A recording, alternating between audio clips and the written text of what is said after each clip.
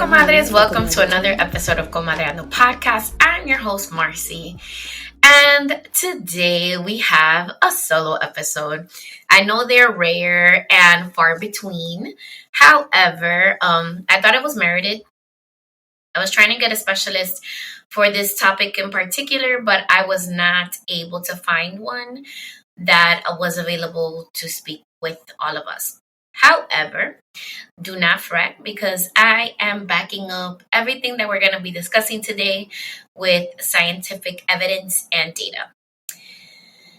This episode is going to go live approximately 1 week after the 1-year anniversary. And as usual, you know where I'm recording. I'm recording in the Heights.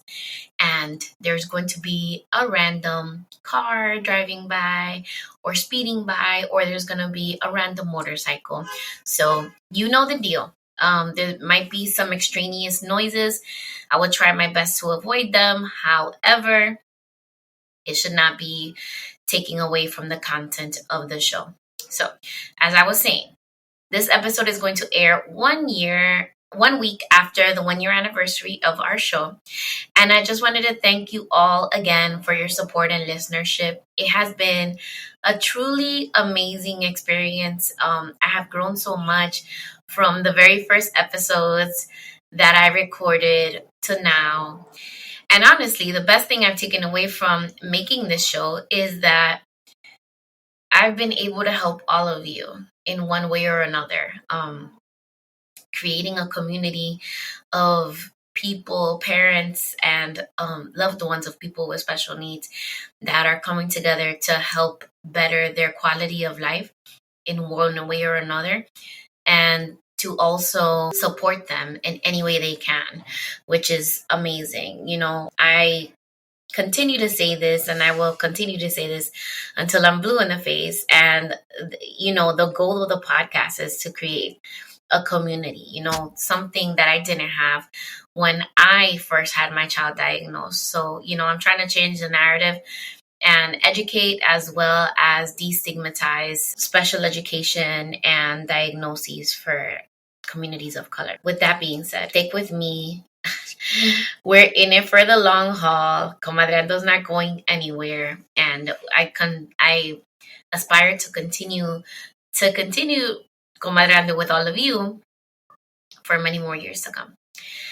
And with that being said, our topic for today is supporting sleep in children with special needs. And the reason why the topic came up is because a lot of the comadres have reached out to me regarding their children having issues with sleep at one point or another. My son has had issues with sleep at one point or another. Actually, it's more of a seasonal issue, and we'll get into more about why it happens for him around certain times of the year. So getting into the topic, we know that healthy sleep is uber important for both children and parents. It's important to identify the problems early to be able to prevent negative consequences in the long run, such as daytime sleepiness, irritability, behavior problems, and learning difficulties. There have been so many studies conducted on sleep. However, not all of them have been geared towards children with special needs. So there have been a few recent studies that have been published in medical journals regarding the why as to why children on the spectrum specifically have difficulty sleeping. And we're going to get more into that later on. But the studies that were conducted on the prevalence of sleep problems in children with autism, the most recent one was in 2019. It found that nearly 80%, not 18, 80% of preschoolers with autism have disrupted sleep. This suggests sleep problems are twice as common in children with autism as in their neurotypical peers. Actually, they found that children ages 1 to 4 struggle with nighttime wakings that are not on the spectrum, 25%. So our kids are more than, it's like triple the amount of children on the spectrum suffer from sleep time disturbances as their neurotypical peers. Additionally, they also found that children on the spectrum need an average of 11 minutes longer to fall asleep on average. And a lot of them, even when they are able to get to bed, they wake up frequently during the night. We're gonna talk about why that happens, but it's important just to like highlight that. So a lot of the kids that do wake up frequently at night, a lot of them end up sleeping in their parents' bed, and the sleep problems often persist over time. So it starts at an early age, and if nothing is done about it, those sleep problems will continue to get worse and basically snowball as the kids get older. So if you are a comadre or a compadre that has a child with autism who has sleep issues, you are part of my tribe. You are not alone. Rest assured. There are many, many other parents of children on the spectrum that are having issues with sleep. So a lot of the kids on the spectrum have different sleep issues particularly. And we're going to dig into why, like the science behind it. Why is it that our kids are susceptible to this? And why people with autism have difficulty sleeping in general. So looking at the studies, it says that many people with autism have other conditions such as gastrointestinal problems, attention deficit hyperactive disorder, or anxiety. And each of those conditions on its own without the pairing of the autism often disrupt sleep. However, because the autism already has issues with sleep, when your child has those comorbidities. So comorbidity is concurrent. How do I say this? So it's concurrent disabilities or health issues, right? So you can have ADHD and you can have autism, but if you have them together, it'll exacerbate those symptoms of sleep disturbances. So yeah, it's it's tough. Another thing that I read was that the cramps from constipation. A lot of kids on the spectrum have gastrointestinal issues, so they have issues evacuating or having regular bowel movements. So a lot of the time, the cramps from constipation, for instance, can keep a person with autism up at night because they're not able to sleep. I know I suffered at one point from gallstones, and I was not able to sleep through the night. So, and that was like a very crampy sensation. So I can just imagine a child with sensory sensibilities or sensitivities rather, going through that and having a difficult time sleeping. So we have to make sure that we take our children to the doctor, especially for those kind of issues, because, sometimes having them see a nutritionist or somebody that's a GI doctor, gastrointestinal doctor, can actually help in that sense, at least, to help them regulate their system to be able to eliminate more frequently and not have issues with cramping from constipation at night. So another reason our kids have issues sleeping is that they suffer from sensory sensitivities, right? Which is also called sensory processing disorder. So these sensitivities to light, sound, or touch can contribute to difficulty sleeping.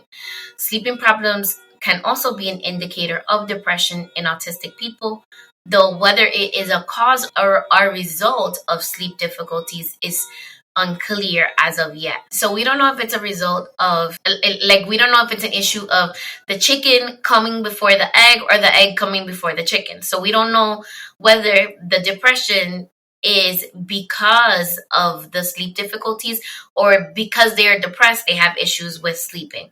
We know that neurotypical people that suffer from depression also have issues with sleep. So there's no clear indication whether it is because of that. Another thing we want to know is that people with those other conditions like ADHD, gastrointestinal issues, or anxiety can take medication that affects sleep. For example, a lot of people with ADHD take stimulants.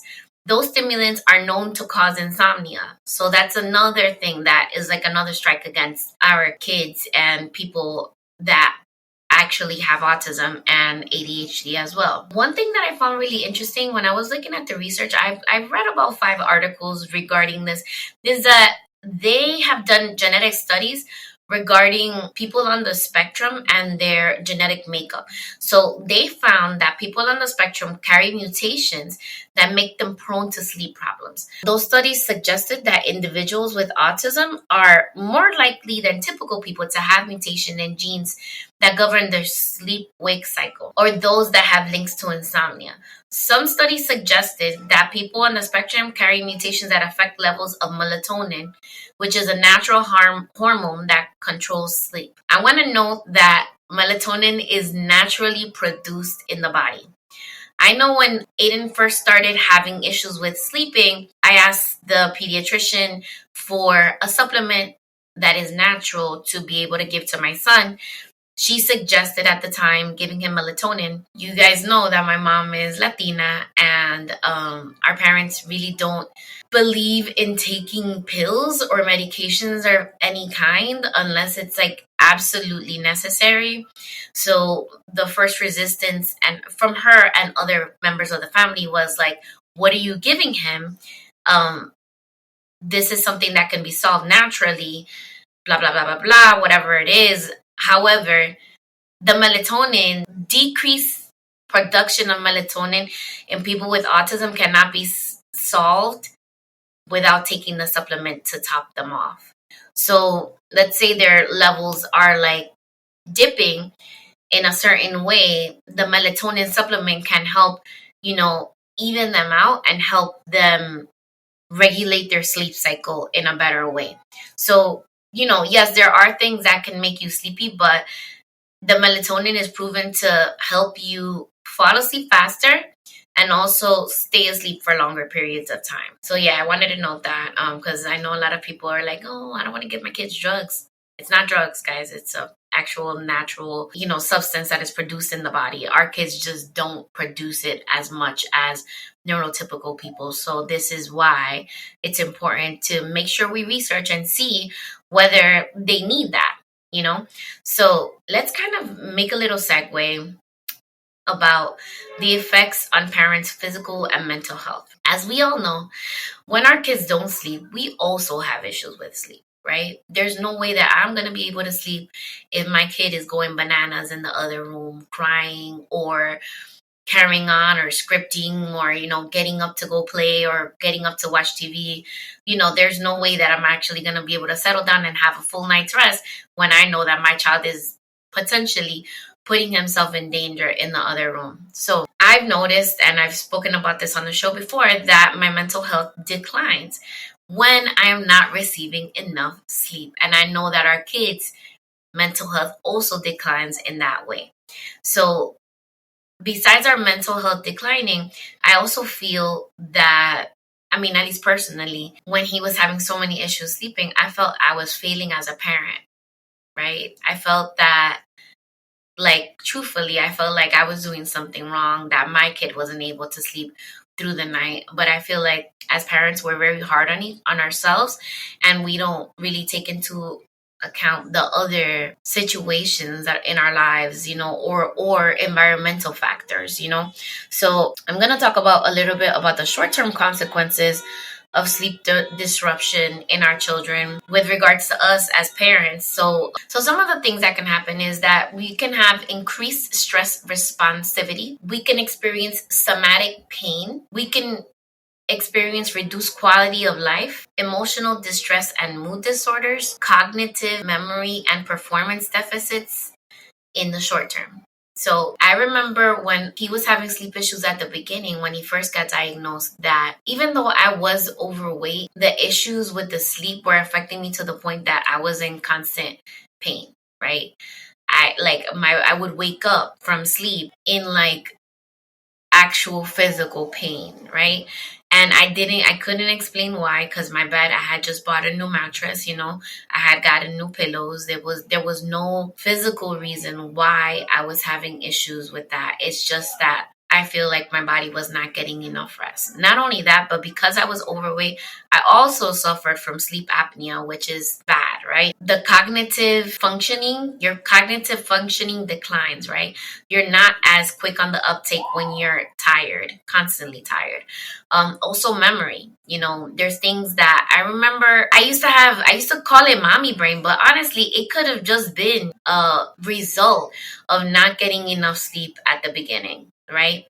And then performance deficits. I was constantly yawning at work all the time. I was always annoyed. I was working at the bank at the time, so I was like dealing with customers. So it's very different dealing with adults than dealing with children. So I was not little Miss Ray of Sunshine that you know now when I was going through those issues with sleep. If not corrected, there can be long-term consequences to the disruption of sleep. And some of those consequences can be so there can be long-term consequences in the disruption of sleep in otherwise healthy individuals.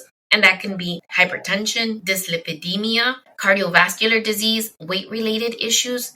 If you're not sleeping through the night, it doesn't matter how much diet or exercise you do, your body is not going to metabolize that fat and get rid of it. The reason why is that your cortisol levels are at a higher rate and your body is going to be in constant fight or flight mode, right? Our bodies, because of our ancestry and we were cave people, right? The way that our body responds to stress is that it'll store fat, right? The same thing happens when people think that when they stop eating, they will lose weight. You may lose some weight, but there's going to be a point that your body's just is not going to lose any weight, and it's going to retain the fat because it thinks that you're out in the wilderness somewhere and you are not eating properly. So what it's going to do is that whatever you eat, even if you drink, water, and you guys can, research this, don't take my word for it, but even if you drink water or have healthy foods, you're going to gain weight from that. And that is probably what is the weight related issue, right? If we're in a stressful situation, we're not sleeping well, we're going to experience weight related issues. Another thing is we can experience metabolic syndrome, right? Another consequence, long-term consequence, can be type 2 diabetes mellitus. And the most severe one, which really scared me, was colorectal cancer, which is a silent killer. When you have cancer in your colon, it's very hard to detect. So, we need to make sure that we're taking care of ourselves so that these short term don't turn into long term and then in turn affect us as parents. Because, at the end of the day, we need to keep ourselves healthy to be able to take care of our children. If we're not here, nobody's going to be able to take care of them. So, I know I got a little bit dark there, but there are solutions. There are things that we can do and changes in our routines that we can implement that will help our children sleep throughout the night. It does, like everything with our kids, it's going to take some work and consistency on your part. So we can start talking about different types of solutions and the things that I have done to help my child. I want to actually give a shout out to someone I dated. He had a child not on the spectrum, but he had a child that had issues with sleep. And he was able to educate me a lot about things that I can do to help my child sleep better throughout the night. And also, he was kind of like a researcher of sorts. So he would like science the crap out of any topic, which was one of the things that attracted me to him. But with this topic, he had issues with sleep. His son had issues with sleep. So he did a lot of research and he was able to orient me or give me more tools for my toolbox regarding sleep routines. So let's get into that part, right? So part of the solutions, establishing good sleep hygiene is the critical step in helping a child with sleep problems. Sleep hygiene doesn't mean showering your child before bed. It's really in reference to the sleep habits or behaviors necessary for a good night's sleep and includes avoiding caffeine and going to bed and waking up at the same time every day. So as parents, we need to come up with a kind of schedule for our children when it's bedtime. So the schedule can include taking a shower or a bath, right? Getting into pajamas, brushing teeth, saying goodnight to loved ones, reading a bedtime story, listening to calming music. It should be specifically outlined for your child, and it should be something that shouldn't take anywhere from 30 to 60 minutes. 60 minutes at most, right? And it should start 60 to 30 minutes prior to bedtime as well. It's also recommended that we eliminate foods and drinks containing caffeine at least 6 hours before bed. So there are foods that naturally contain caffeine that I really wasn't aware of. So there's some supplements that contain caffeine, but also chocolate. And I would even add sugars to the list, right? If you can eliminate sugars past a certain time, it'll help you in the long run be able to help your child put their day to rest, right? Sugar, especially like for my kid, he is very sensitive to sugar. So if I give him anything, like if he goes and steals some golden Oreos before bed, or he'll go and like have juice, even if it's fruit juice and it's not soda, because we know already, like from the previous episodes, that Aiden is a little soda monster. And if there's soda in the refrigerator, he's going to continue to drink it until it's gone. He has no chill with regards to, caffeinated beverages, especially soda. Thank God he doesn't drink coffee. But yeah, so eliminating foods and drinks that contain caffeine and sugars at least 6 hours prior to bed, and avoid rigorous activities during the later evening hours. So sometimes we like to do like really fun activities with our kids that rile them up. Don't do it right before bed. Because the thing is that it's going to spike your adrenaline, right? And when your adrenaline is spiked, you're not going to be able to get that kid back to sleep. So making sure that you can do a physical activity, but do like a calming physical activity before bed. Another thing is that those kinds of, like, if you're going to have your kid exercise, have them exercise when they come back from school. Have them exercise 2 to 3 hours before bedtime, right? So that you are not facing that adrenaline spike in the body, and it's gonna defeat the purpose of doing the bedtime routine. So another thing that I want to suggest, especially for our kids that are anxious, is trying to reduce anxiety before bedtime by giving them a calm activity that's positive for them. That could be anything from reading a book, playing trains, watching TV, anything that's low energy and really calming for them, that is positive, right? And it helps regulate their mood. I want to say something that I actually remember suffering from anxiety as a kid. And this is all like, through my therapy and looking back at the behaviors that I had as a child. I used to worry about literally everything. There was things that I shouldn't have been worrying about as a child. I would be thinking about the next day at school, what I was going to wear, what I was going to eat, what was going to happen at school the next day. Stupid things like, oh, if I had a test the next day, or if it was picture day, like I would literally lose sleep thinking about all these things. So giving our kids tools to manage their anxiety and help them wind the day down is going to help them in the long run as well. I mean, my mom didn't know I suffered from anxiety. I didn't even know I suffered. I didn't know what anxiety was. So definitely, I feel like doing those calming activities before bed will help. Also, like if you can do like breathing or meditation, before bed, can help a lot. Visualization exercises. Another thing I want to say is that routine, whatever it is that works for you and your child, you need to have it written down or as a visual schedule. We've talked about this before, about having visuals for our children, and back in the safety and routines episode. Having that schedule there written down is also going to help reduce anxiety, because they know exactly what's going to come next. And it actually empowers them to become more independent in the long run. When you're more independent and you know exactly what's coming up next, it's going to help mitigate that anxiety, and it's going to help you calm the body and the nervous system down. Also, having it written down is going to make sure that the routine is consistently followed. I want to do a sidebar. Most people feel sleepy at night, we know that, and awake during the day. And that's because as the day gets darker, as the sun sets, our body naturally produces melatonin, and it tells our body it's time for sleep.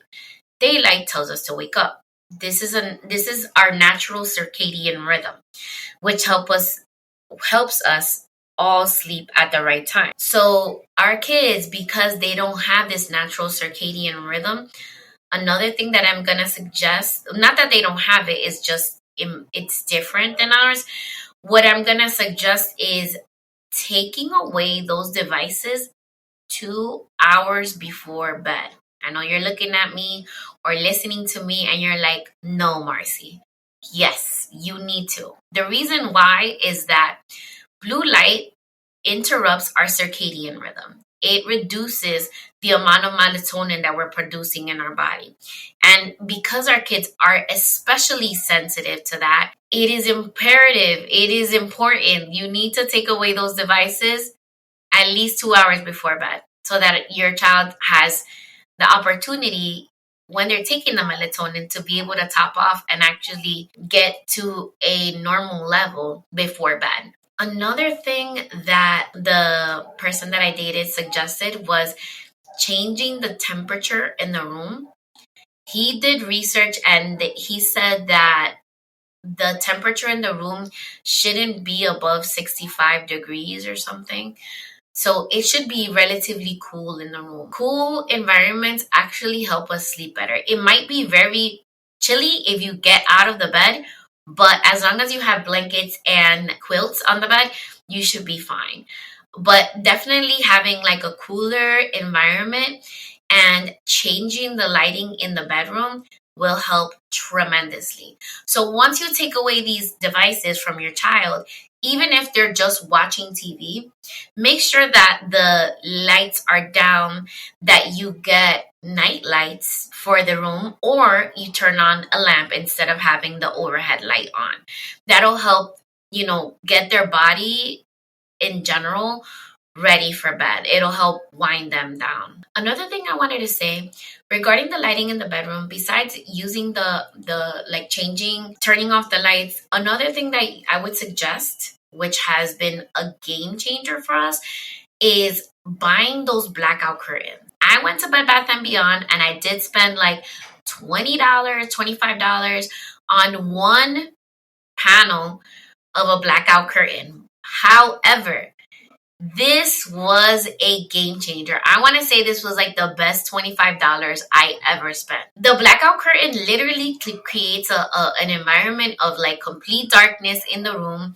I don't know if you guys have, a lot of the comadres live in the city, a lot of them don't. However, I don't know if you guys have ever, the people that live in the city, if you've ever visited the suburbs, you know that there's a difference of environmental light in the suburbs at night. So it basically creates that kind of environment for you in your room here in the city.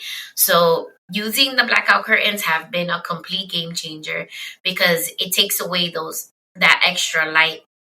A lot of the time I would find that before I had that, Aiden would wake up because there was like a crack of light coming in, especially because my apartment it faces the street. So the street lights come in. Not only do the street lights come in, but also the light not in the lobby, in front of the building. Those lights in front of the building come in through our window at different times at night. So, the blackout curtains help eliminate that extra light, which used to attract Aiden to the point that he would get up out of bed to open the curtain to look outside. Now we don't have issues with that anymore. And as with anything, when you're implementing these routines, it's just like, when you're teaching your child a new activity or a replacement behavior, we need a lot of positive reinforcements. You're going to need a high rate of positive reinforcement following the routine. So eventually you're going to have to consider giving your kid positive reinforcement the following morning if they are successful in following the nighttime activity schedule and they stay in bed throughout the night. Those reinforcements can be anything from earning access to a favorite breakfast cereal, a preferred toy, getting a sticker to put on a special chart when they wake up, a preferred activity, anything like that that's going to really motivate them. And you know your child best. You know the things that will absolutely have them doing these things for you immediately. So think about what you can reward them with for actually accomplishing staying in bed, following the routine, and sleeping throughout the night. So because our kids don't interpret the sleep cycle that way, right? Their bodies don't interpret it that way, and they struggle to regulate day and night sleep. They can't naturally stay asleep at night. So this is why they have the not freaking, the frequent waking up at night that it feels impossible for us to help them using traditional sleep methods, right?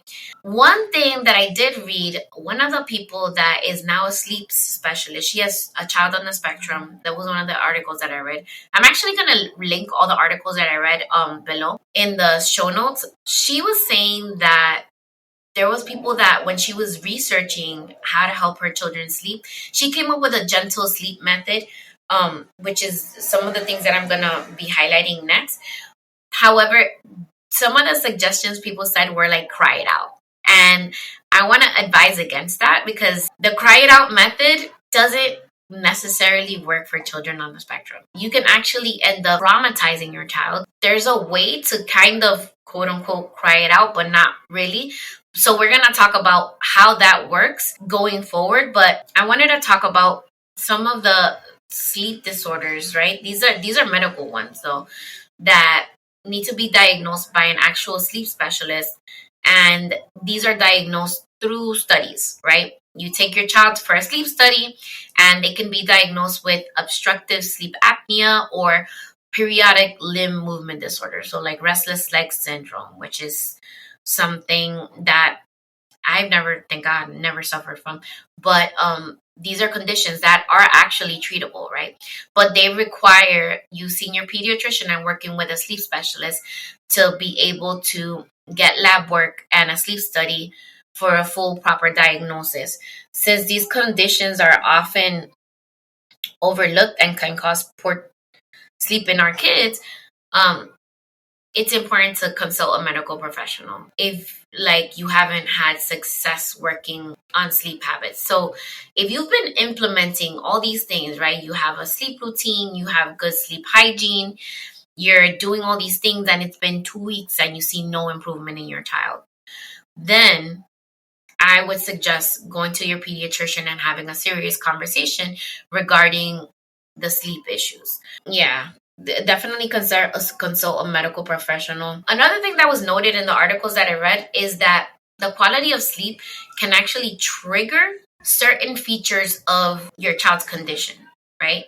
So some things that can worsen because of lack of sleep are things like repetitive behaviors. So if your child likes to script, if your child does echolalic speech, if your child likes to line things up, if they like to watch certain videos over and over again, I feel like it's something that they're doing to self-soothe, but because they're not comfortable, they're doing it more just to help them cope.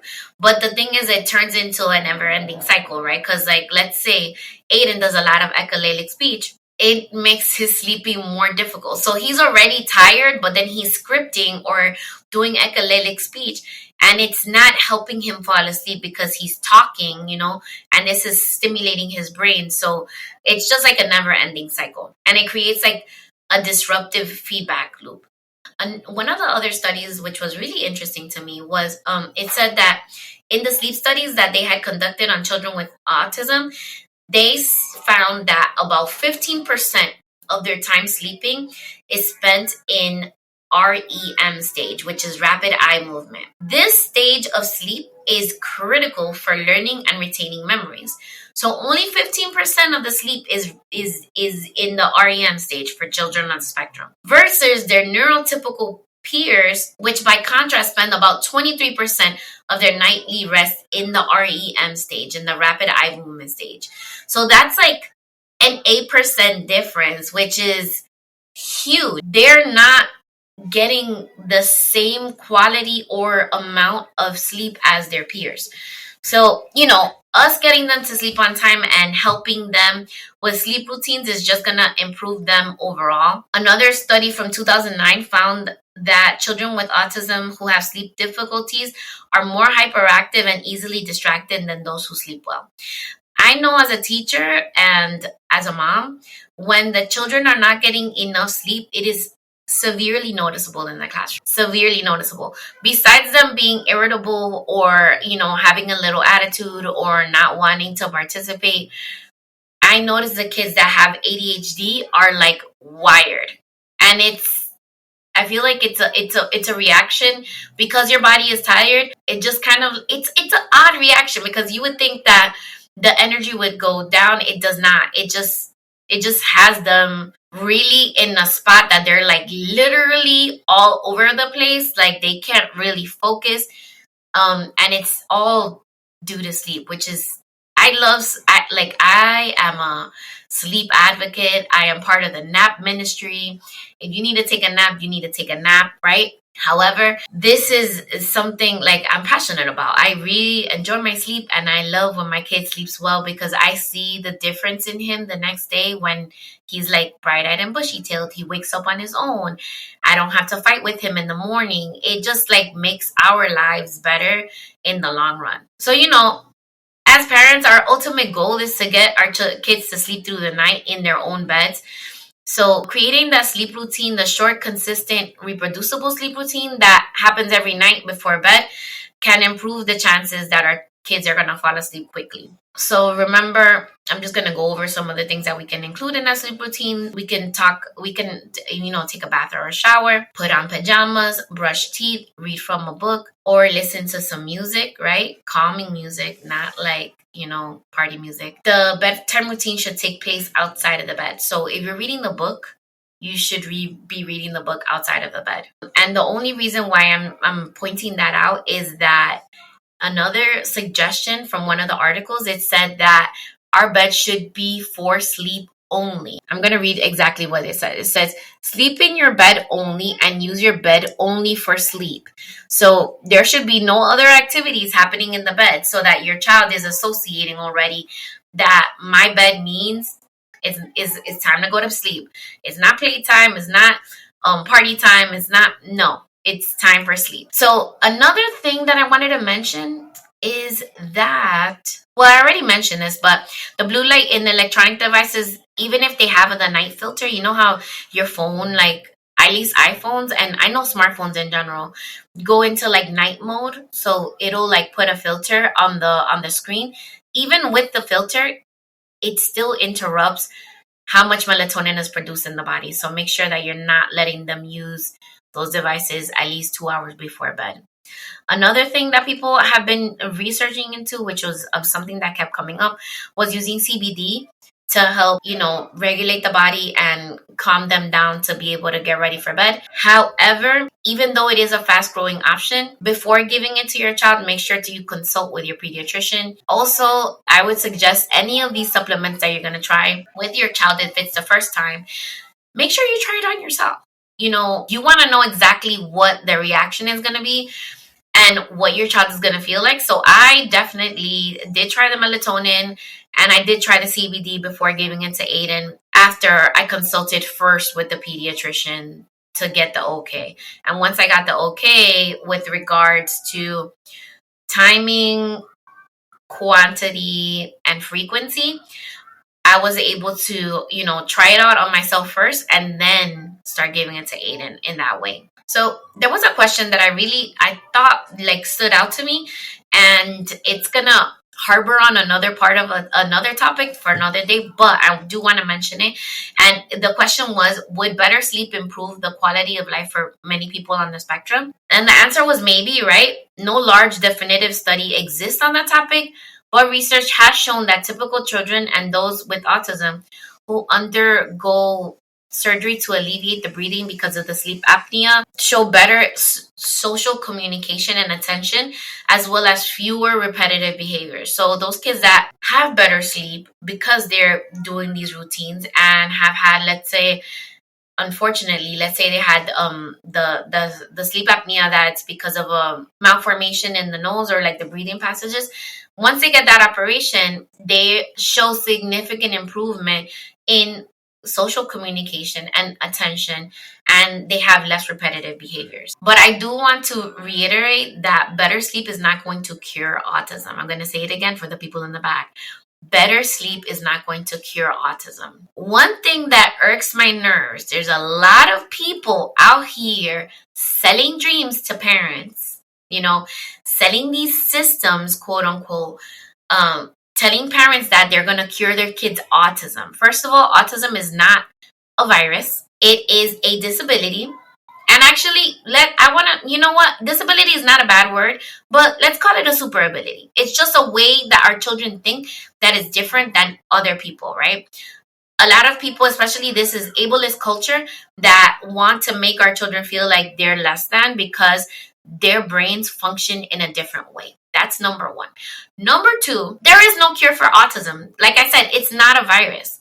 You can do things to alleviate the symptoms and improve your child's communication, improve your child's, social expression, improve your child, the way that they learn through all these therapies and things that you can do. You can change your diet as well, right? But there's no cure for autism. So the people that are claiming that they have cured their child's autism, quote unquote, I have a lot of things to say to those people. And actually, if you know somebody, I would love to have them on my show, because I feel like the people that do the same things and that doesn't happen for their child, then that makes that parent feel like they're not doing enough for their child, which is already something that we battle with. But having somebody out here talking about, oh, I cured my child's autism, no, get out of here with that. Okay, I'm going to get off. I'm going to get off my soapbox. I apologize. So there was a pediatrician, Dr. Angela Maxwell Horn. She's also an assistant professor of pediatrics at Vanderbilt University in Nashville, Tennessee. She said that children with autism who get back on a regular sleeping schedule seem to learn better and are less irritable and have fewer problem behaviors, which is exactly what I was talking about before in the classroom, right? I see that the kids that have issues sleeping, when they start sleeping better, their performance in class improves significantly. Their mood improves significantly and everything else as well. As an adult who is neurotypical, when I am sleeping through the night and I'm getting enough rest, everything improves significantly for me as well. So there was this one thing I was reading about that I wanted to share also. There was like 2 sleep onset association disorders. So the first one is a condition in which a child associates falling asleep with something in the environment or with a person. So this is when those children are really attached to having mommy in the bed or a specific thing to be able to sleep in the environment, right? This could include, for example, being held or rocked or eating or drinking before bed. It's easy to find yourself lying down with children who don't want to fall asleep on their own, say they are scared, or climb into your bed. Sleep associations can lead to children waking up because they have moments throughout the night that they check their environment to determine if the circumstances when they fell asleep are still the same.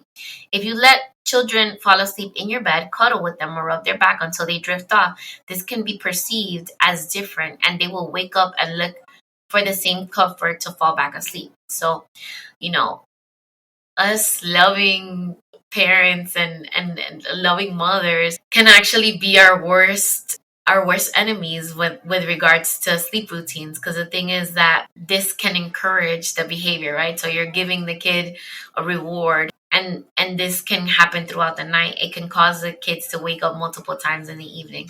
So another thing that we can teach them is to self-soothe at bedtime. That's going to lead to a restful night's sleep for you without having them wake up multiple times during the night. One thing that happened when I split from Aiden's dad is that Aiden was sick. He was running a fever. We had a huge argument. He moved out. And that night, I brought him into my bed. And up until that point, Aiden was already sleeping in the toddler. Was it a toddler bed? No, he was in his crib. He was in his crib, and up until that point, he was sleeping in his crib consistently. We had no issues. He was not sleeping in our bed at all. Then the whole thing happened. I was feeling vulnerable. He was not feeling well. I brought him into my bed. It took me so many years to get him out of my bed. And even buying him his own beautiful, captain toddler bed with the beautiful sheets and the pillows and everything, Aiden still preferred to sleep in my bed. So there was a point that I had 2 beds in my house. Nobody was sleeping on the second bed. It was just me and Aiden in my bed all the time.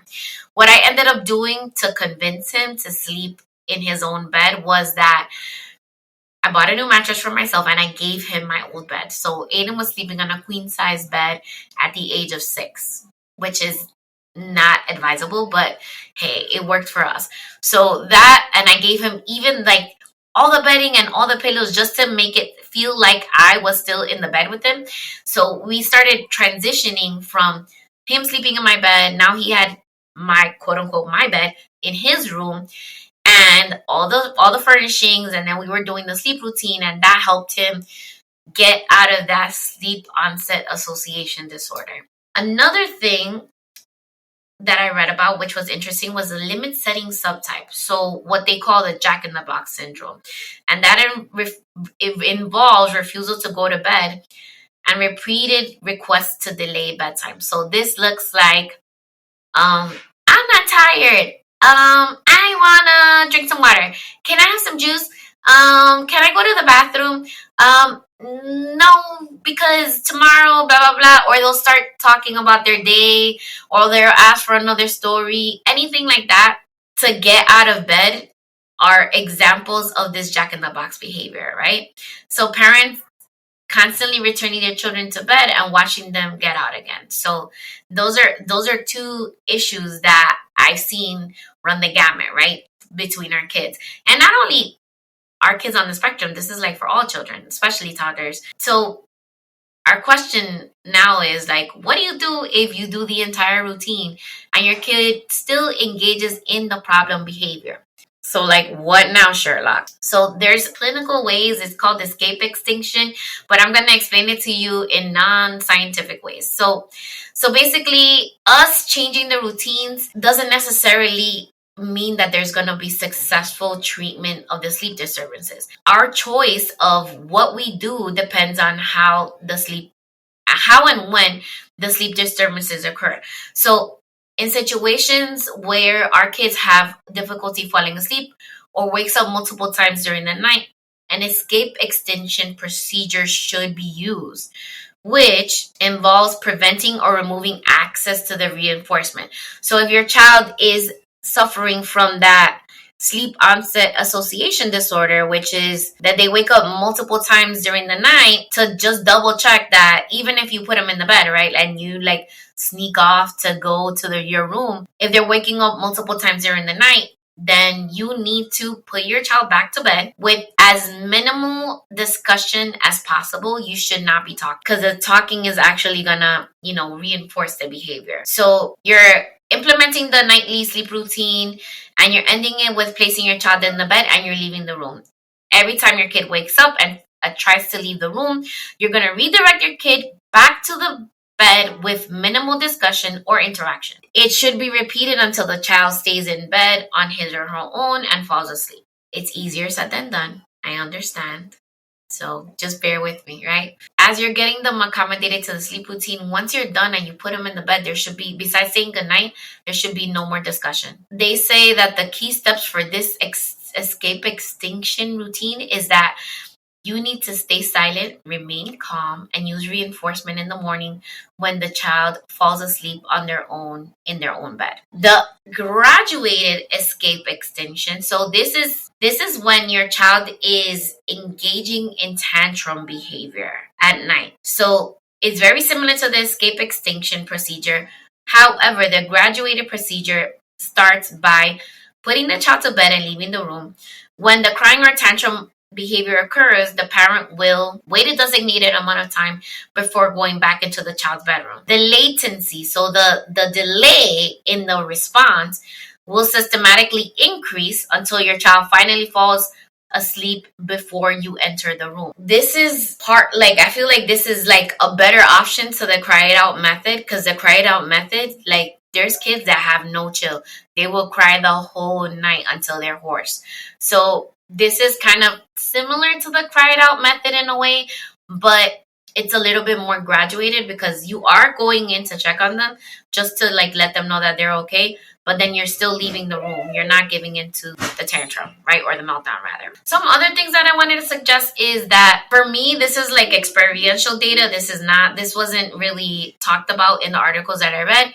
However, stopping the napping past 5 p.m. was essential, okay? The napping, because the thing is, I had him with a lady. This is before the person that takes care of him now.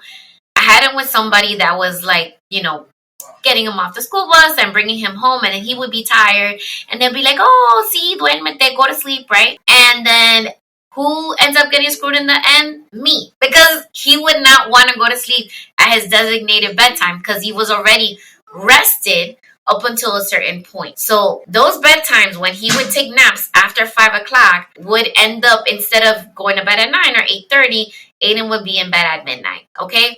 And that is also bad, because even though he's rested, right? He's sleeping from 12 to 6 a.m. I am not getting the amount of sleep that I needed to get. So this is where we run into a problem, right? Even though he's rested, right? He had a little nap, and then he's going to bed at 12 midnight, and then the next day he's waking up all bright-eyed and bushy-tailed. I'm not getting the amount of sleep that I'm supposed to get. So make sure those naps are cut down. Like 5 o'clock is the maximum, especially if you have like an 8:30 bedtime. No naps after 5. Again, cutting out the soda and the caffeine, chocolate. There's foods that have caffeine. Make sure you research them and cut them out of your child's diet at least 6 hours before bed. I want to tell you something. We don't buy soda in this house, right? One day I had people over and it was a party. I don't remember if it was a birthday party or what. The case was that I bought soda. Mr. Aiden must have been 4 years old or 5-year-old. Aiden is so smart that homie waited, pretended that he was sleeping. He waited until I was knocked out. And at the time I had sleep apnea, right? Until I was knocked out, he woke up, tiptoed to the kitchen, and drank the rest of the soda. Needless to say, I think I woke up like around 3 in the morning to use the restroom. He was literally having a conversation, scripting a conversation to himself, and laughing and carrying on at that time in the night. So let me tell you, please don't be that parent. Like, get the soda or the juice. Again, I'm going to link the blackout curtains. I get mine from Bed Bath & Beyond and from Marshalls. But, Amazon has everything. I actually have some that I bought for my mom on my Amazon storefront. So I'll link that in the show notes as well. Another thing I wanted to mention is the essential oil diffuser. I remember when he was a baby, I used to bathe him with the Johnson & Johnson, which is probably not good because there's research about chemicals in that produce cancer-causing agents. Do your own research. I'm not going to tell you yes or no, don't use it. But I remember I used to use the Johnson & Johnson sleepy time stuff to bathe him at night. So I would use the lavender and it would help relax him. And then I would do, he was very small, so I used to do infant massage on him. So I took a class when I used to work for Early Head Start that taught me infant massage. So I would massage him and oil him up and get him really comfy for bed beforehand. This was before he got diagnosed. But now that he's bigger, yes, we do take a shower. He doesn't really particularly enjoy lavender scented body wash. So what I do is that I use an essential oil diffuser, and I actually bought a sleepy time blend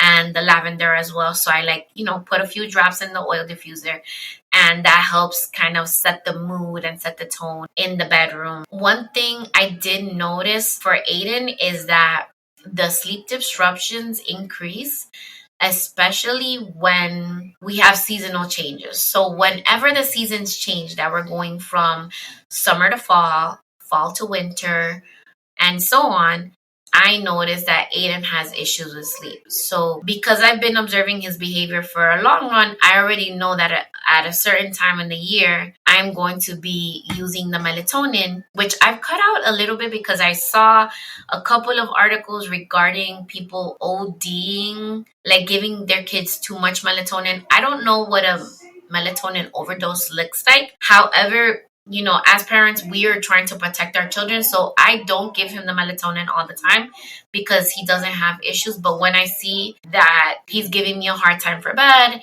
or, he's not necessarily falling asleep and staying asleep, that's when I start using the melatonin again. Remember, it's up to your discretion. Always consult your pediatrician or your developmental pediatrician regarding that. Another thing is, the music. You can alternate between calming music or singing lullabies. Aiden doesn't like lullaby music anymore, so we do a lot of the Disney songs. When some of our favorites are the Encanto songs, and Moana is like he's a very big fan of Moana, especially the song from The Rock, You're Welcome.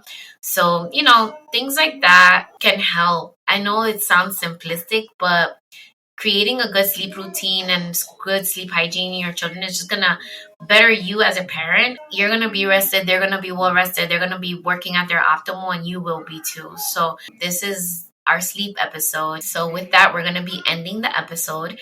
I wanted to announce a Comadre get together. Save the dates in the calendar for January 6th, which is Three Kings Day. We will be having some kind of get together. I am in the process of planning it.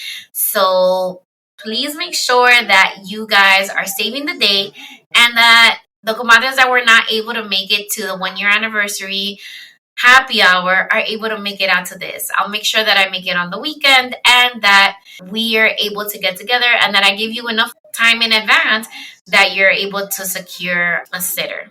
Wait, before I end the episode, I want to say that it's important to have everyone that works with your child on the same page regarding diet and regarding naps, because it is counterintuitive to have yourself laying down the law, following these routines for sleep, and then having somebody that's taking care of them, whether it be your mother, your aunt, whoever is taking care of your child, being nice and letting them take naps, or giving them soda, or giving them sugar, or giving them juice in the later hours of the evening before you pick them up. That is completely counterintuitive.